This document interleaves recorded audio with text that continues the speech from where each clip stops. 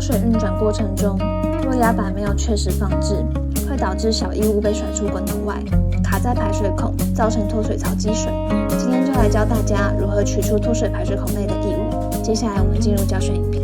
首先我们需要准备一个长的铁丝，前面留出一个小钩钩，方便我们勾出异物。如果没有铁丝，也可以用拉直的衣架代替。接着我们打开脱水槽，把滚筒往右下角方向搬，左上角的地方会看到排水孔，使用铁丝把小异物勾出。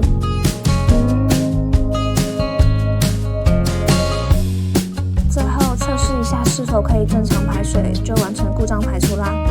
以上就是这次的脱水排水孔堵塞排除教学。如果有任何问题，都可以拨打保固书上的客服电话询问报修哦。